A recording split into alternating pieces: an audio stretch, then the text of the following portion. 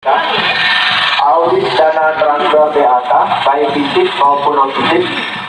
Puluhan massa tergabung dalam Aliansi Masyarakat Muratara atau AMM menggelar aksi di depan kantor Bupati Muratara.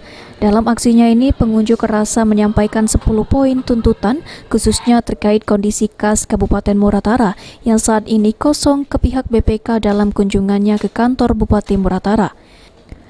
Kesal karena tidak adanya tanggapan, akhirnya para peserta aksi menyegel pintu masuk kantor Bupati Muratara dan mengempesi seluruh ban mobil dinas yang ada di depan kantor Bupati.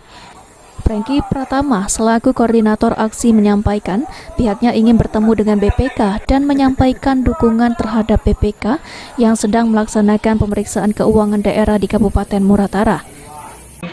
Minta pada pihak BPK audit dana transfer DAK, baik fisik maupun non-fisik, penugasan dan aplikasi ke RKUD sebesar 62 miliar dan hanya dibayarkan ke pihak ketiga sebesar 44 miliar. Artinya di sini ada sisa 18 miliar. Sementara sisanya tidak jelas peruntukannya. Yang pertama. Yang kedua, kami minta tolong audit dana yang di SPH bersumber dari DAK fisik maupun non-fisik dan APBD sebesar 182 miliar. Poin ketiga, tolong audit Dinas Kesehatan tentang jaminan kesehatan nasional sebesar 3,8 miliar. Bantuan tersebut dari provinsi untuk premi masyarakat 14.000 jiwa.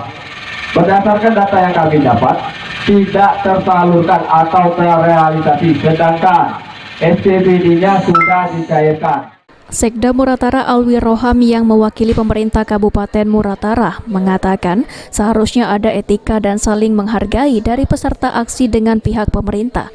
Sekda juga cukup menyesalkan aksi yang berujung penyegelan dan pengembosan mobil dinas.